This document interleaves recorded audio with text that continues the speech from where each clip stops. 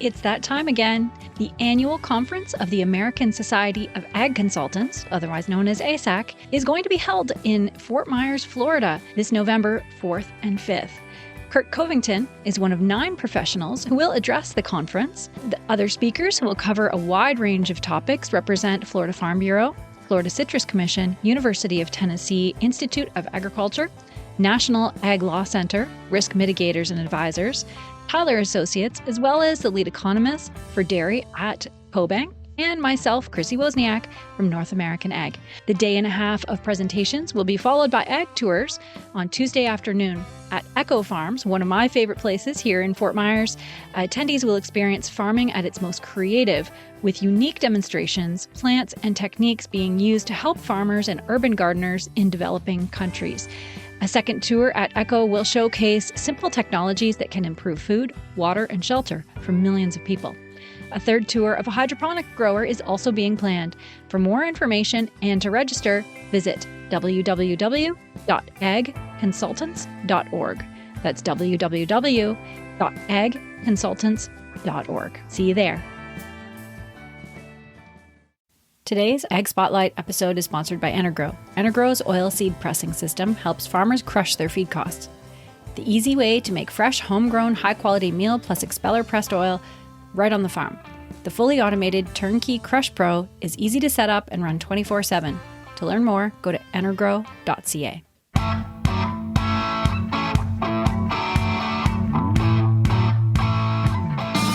Hi, and welcome to the North American Ag Spotlight. I'm Chrissy Wozniak. My guest today graduated with a master's degree in philosophy and has worked in sales and marketing in many regions and industries over the last 20 years.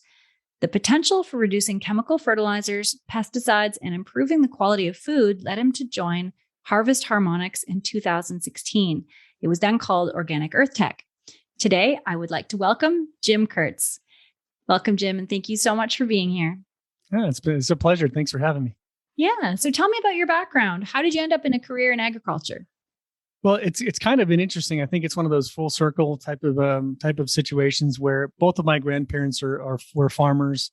I really hadn't had anything to do with farming other than we used to have a garden and stuff. But I worked like you said in a number of industries, and then when I found out about Harvest Harmonics, which as you mentioned was then called Organic Earth Tech, I really looked at this and said, this is one of those kind of, revolutionizing type of products and technologies. Like, you can think of examples like the internet, changed the way we communicate and access information.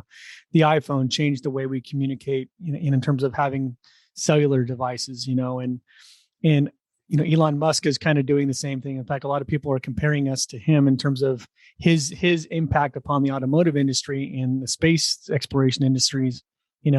We're kind of that next leap forward for agriculture because, the model of conventional agriculture is a bit broken. It's kind of, forming a dwindling spiral. And when I saw what this technology was already doing, even then, I decided this is something I really need to put my attention and my efforts behind. The rest is history. Yeah. And then, so what is Harvest Harmonics and what's the company's history? Yeah. So we were founded actually back in 2014 under the name Organic Earth Tech. And in 2019, we rebranded as Harvest Harmonics. And the primary reason for that was when we were Organic Earth Tech, a lot of the conventional farmers or farmers that were using chemicals, they were not organic farmers, thought that they had to be organic to use it. And so we just decided to change the name of the company so that confusion wasn't continually preventing people from finding out about us. Mm. But yeah, we started back then. We were really in the research and development phase for that first, probably from 2014 to 2019. We had a product back then that was producing 20 to 30% increases in yield.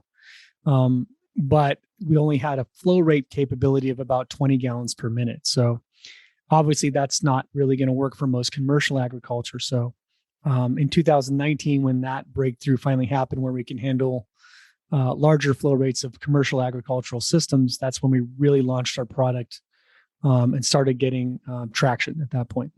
Wow. And what countries do you currently serve? We're in about, I think, 28 countries right now. Wow. We have all of South America, obviously here, United States, Canada, and Mexico.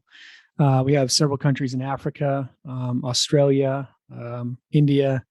We're working to, Pakistan. We have several university trials in Africa and Pakistan and in South America. So, we're definitely expanding. We expect to be in at least 50 to 60 countries by the end of the year, if not more. But we're rolling in quite a few areas, so it's pretty exciting.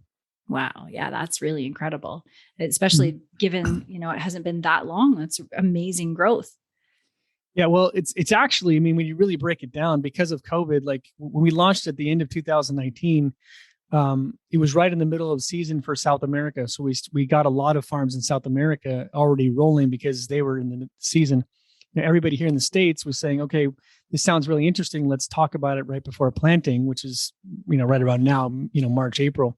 Mm-hmm. And then COVID hit. And then everybody said, nope, I'm not changing anything. I'm not doing anything. I can't even get out to my farm in some cases, Mm-hmm. all of our university trials we had already set up for the year for 2020 were all scrapped because all the universities were essentially, out. So 2021 was really our main breakout year, where we went from 20 farms in the United States to over 100 now. Wow. And about 80 around the world at the beginning of 2021. Now we're in about 600 farms. That's amazing. And growing. So yeah, It's been pretty explosive. It's pretty fun. I guess. So tell me about I don't know if I'll say it right, Kyminasi Plant Booster? Kyminasi, yes. Kyminasi. Okay. Yeah. Everybody thinks it's Japanese. It's an Italian product. It's very interesting. Wow. Yeah. The inventor of this. Yeah. Sorry. The inventor of this technology, his name is Fulvio Baumelli. He's a medical researcher and he's got a medical clinic in Como, Italy. And he'd been using biophysics, which is sort of the technology of applying the laws of physics to improve biological functions. He'd been using that to heal people of various diseases, from heart disease to lung disease. And I won't go into all the diseases because I want to make it sound like I'm necessarily promoting him or anything. But but anyway, he'd been curing people of all these different physical problems, and he discovered that the common denominator of human illness and human dysfunction was actually poor nutrition and poor water quality.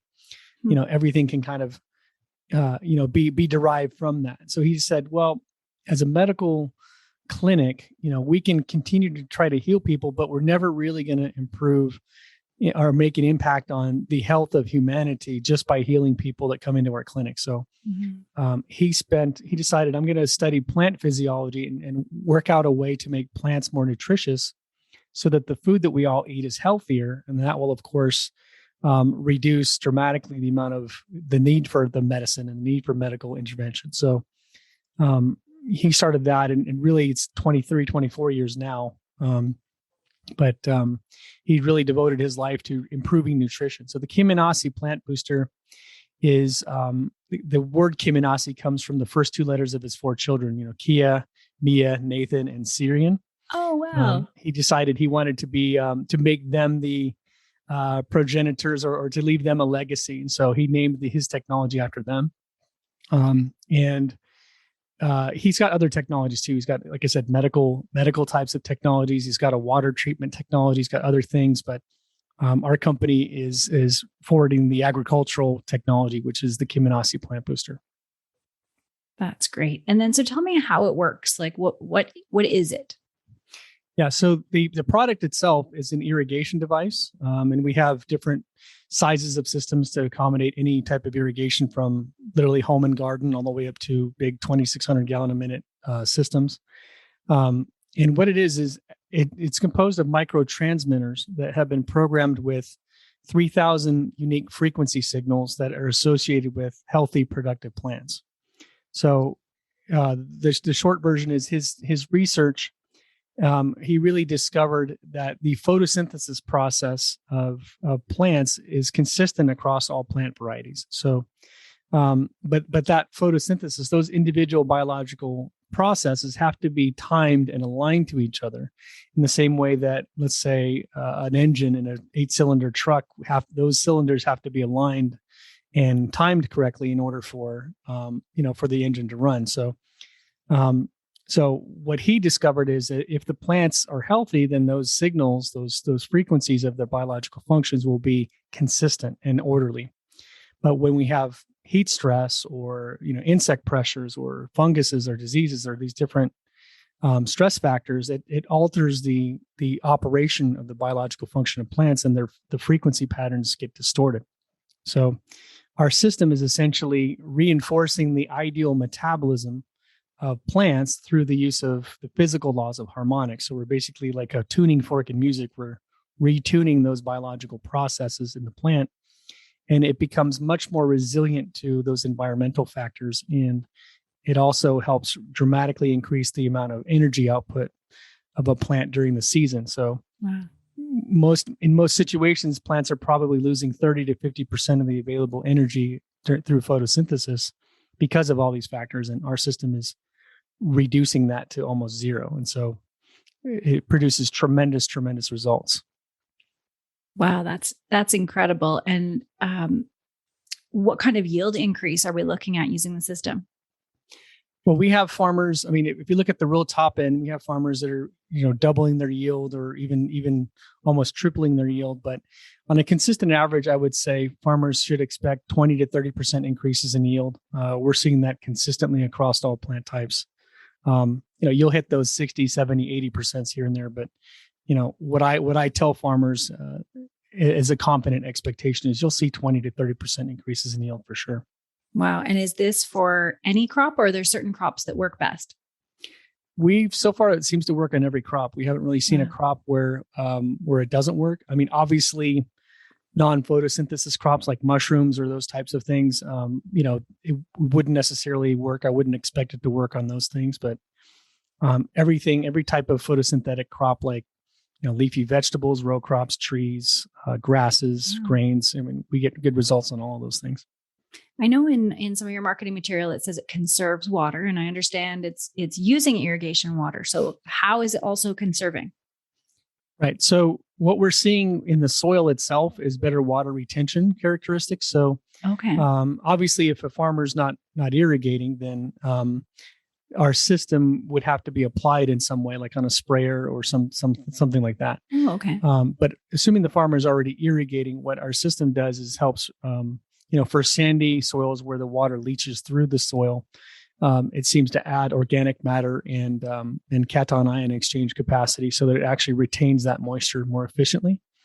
And for clay or hard soils, it enhances microbial activity in the soil, which helps to break apart and reduce the soil compaction factor so that the water can drain into the soil more efficiently. So because of those two factors, we do see quite a bit and quite often reduction in water needs for the plants.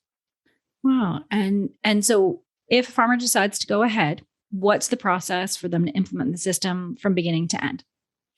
Yeah, so they would just contact us. Again, if they haven't seen one of our presentations or they have questions, of course, we answer those for them. Then we just do an analysis of their farm and how much they want to start with. Some farms, they want to just jump in and get the maximum benefit and maximum opportunity. And so we just work out their irrigation system details. And some guys want to be a little more cautious and do demos first, and that's fine. So we just kind of figure out with the farmer what they want to start with. And then we work out the details of their irrigation system, like their flow rates, the size of their pipes, the area of coverage, those types of things. And then we just build out the correct system for those specifications, send it out to them. And then we have a follow-up program where our science director or one of our science team will follow up with the farmer, let's say on a monthly basis, just to make sure that, they're seeing what they should see. They're seeing the results they should see. And, in the season, what they usually see in the beginning is better soil characteristics. The leaves will be greener. The plants will look healthier. They'll be growing faster. So we have those initial things like, okay, are you seeing these things? Because you should see these things. Wow. And then, of course, toward harvest, we work with them in terms of measuring their harvest and seeing what they actually got out of that season. And then we do the comparisons there.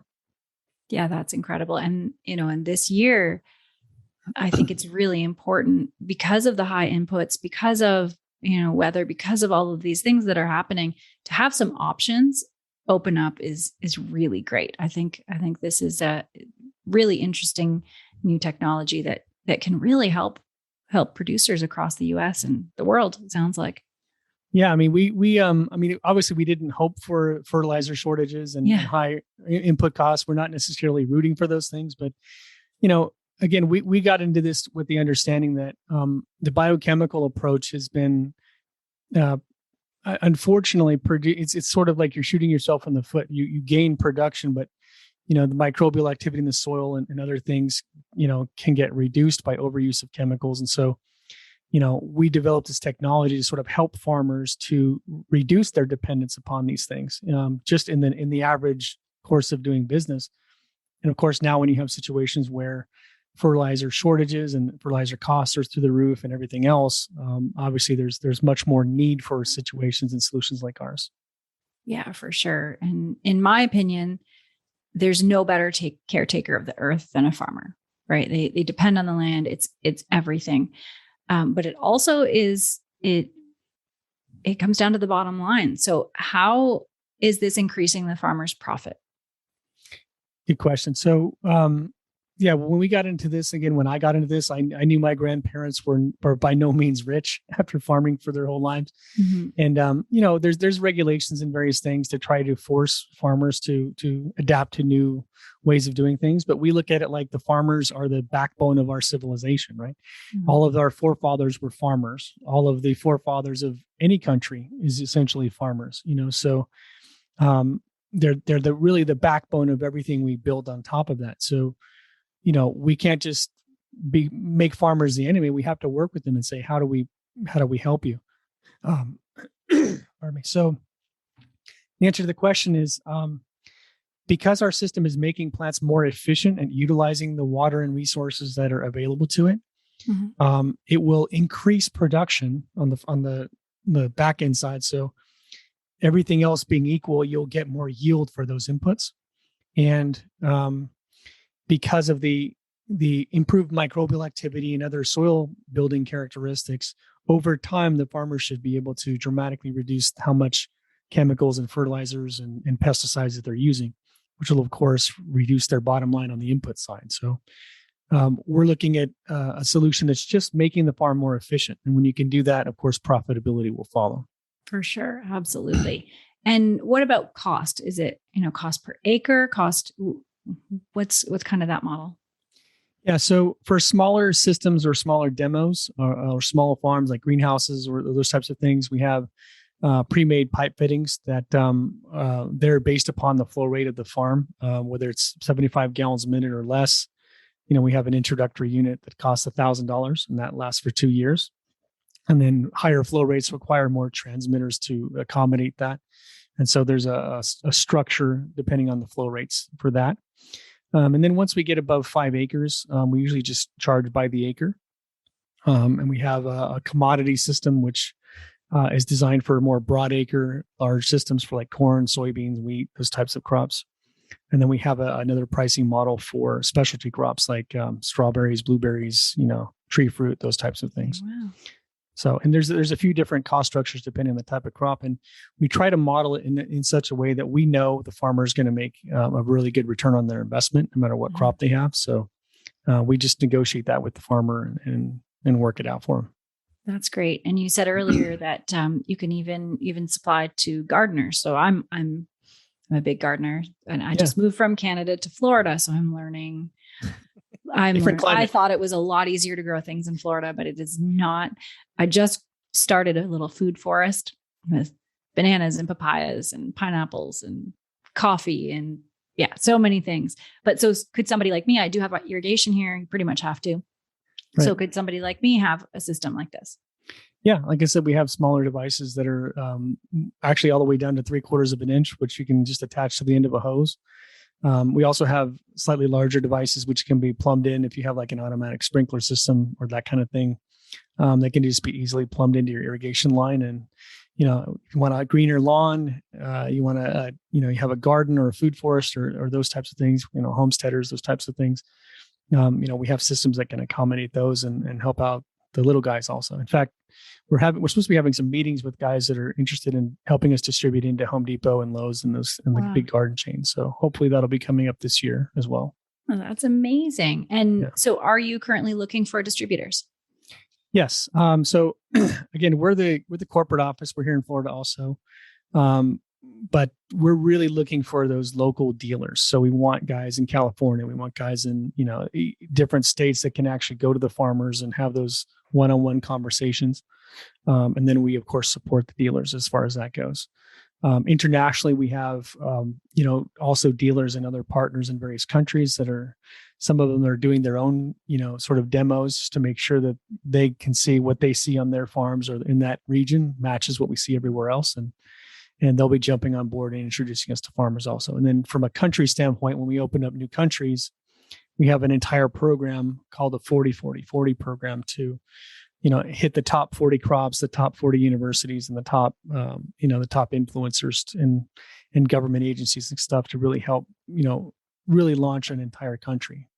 Because countries like Africa, they're looking to us to help them with food shortages, actually, which is an unfortunate reality in some areas. So we're looking at it like if we can improve their production on their farms by 30, 40, 50% or more, then obviously that's going to feed a lot more people, and that'll help a lot as well. Yeah, that's really cool. And so where can people find you? So you can go to our website. It's harvestharmonics.com. You can also go to our Facebook channel. I do a daily Facebook show where sometimes I present our technology and explain how it works. A lot of times I'll pick a topic in agriculture, like fertilizer shortages or costs and that kind of stuff, profitability issues. We've done shows on research and development, R&D tax credits, where if they use our device, they can actually qualify for tax credits, those types of things. So that's at 4:30 every day, 4:30 Eastern time, United States every day. So they can tune in there and ask questions, and all of our contact information is on our website also, so they can reach out to us and we can work with them. That's awesome. And as you know, with all of, how tumultuous the world is right now, what are you seeing as the biggest challenges that we're facing today when it comes to food security? With food security, I think the biggest issues is, obviously there's tracking, which, I mean, those systems are getting more and more sophisticated.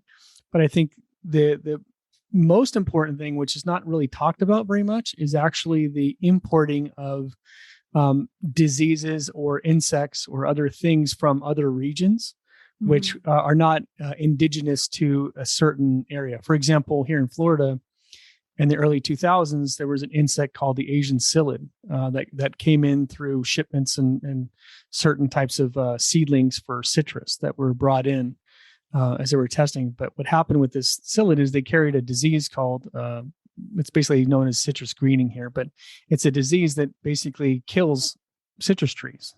And it's completely wiped out 80% of the production of citrus here in Florida over the last 15 years. So when an insect or a disease is not endemic to an area, and it comes from some other area, those plants do not have an immune system to fight off those insects or those diseases. Just like, we brought smallpox over and the Native American population was wiped out because of this disease that they didn't have any resistance for. Right. So I think with food security, I mean, there is, of course, types of diseases like E. coli and those types of things that can be transmitted. But I think the more important thing is when you have these things that can wipe out entire production areas because of, people that aren't being careful or they don't know or whatever. These can be devastating to certain regions. And that's Florida is an example, but there's a lot of examples in different areas where these types of movement of plants or movement of insects and diseases actually causes huge problems. And so it's more important than ever for farmers to take care of their soil and make sure that their plants are healthy, not just to keep them productive, but make sure that they're healthy and the soil is healthy so that, if those types of things come around, the plants will be equipped, to fight those things off and not die off, just like COVID. I mean, people that were healthy and they had a good immune system, they may have gotten sick. Like I got COVID last year and it was no fun, but I have a good immune system. I'm healthy. So I was able to withstand it and come through it. Guys that aren't, unfortunately, you got to take care of yourself. Farmers have to take care of their plants. So. Yeah, I agree. So I have one last question for you. What are you most passionate about, and why do you serve the agriculture industry personally? I think in a general way, I'm most passionate about helping people. I mean, at the end of the day, I think we're all here to serve. And we all should look at our lives. And, me personally, I have to look at my own life and say, am I going to leave the world a better place than I found it?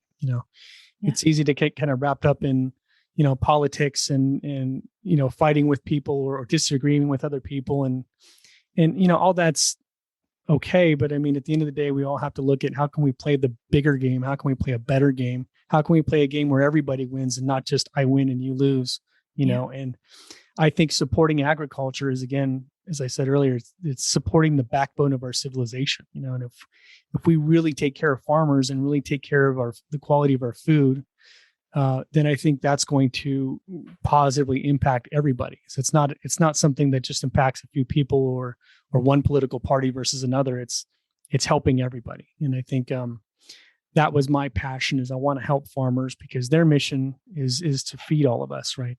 And whether they get acknowledged well enough for that, I personally don't think they're acknowledged well enough for that. But whether we pay enough attention to the good work that they do, I want to help them produce a better product for everybody and hopefully put some more money in their pocket. So that's what I'm passionate about. Those are great points, and I definitely agree with that. Well, thank you so much for joining me today. What a great conversation. I'm really interested. I definitely want to see more, and maybe you've got farms around me where I can go visit. That would be really cool. Yeah, just let me know when we go off, and I'm happy to share those numbers with you. That's amazing. And thanks to all who are watching or listening. If you want to learn more, the links will be provided in the show notes. And don't forget to subscribe to North American Ag Spotlight on YouTube, Rumble, AgFuse, Telegram, and Getter. And the podcast is available on Spotify, Apple, Stitcher, Amazon, or wherever you listen to podcasts. And have a great day.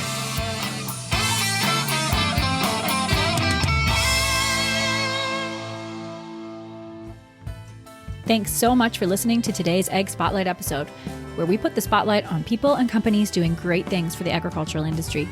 Don't forget to subscribe on Apple, Amazon, Spotify, Stitcher, or on your favorite podcasting platform, and give us a 5-star review. You can also follow us on YouTube and Rumble to see the video version of Ag Spotlight. Also, head on over to NorthAmericanAg.com to subscribe to our Industry Connect update newsletter.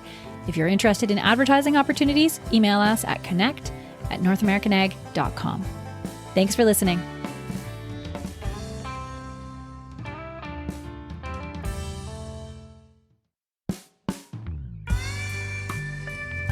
Our newest podcast by North American Ag is called What Color is Your Tractor? The stories behind the ag brands you love and the ag brands you love to hate. Hosted by me, Chrissy Wozniak. We take a deep dive into the companies that have built modern agriculture. Subscribe on your favorite podcasting platform. Go to whatcolorisyourtractor.com. Available on Apple, Amazon, Spotify, Stitcher, or wherever you listen to podcasts.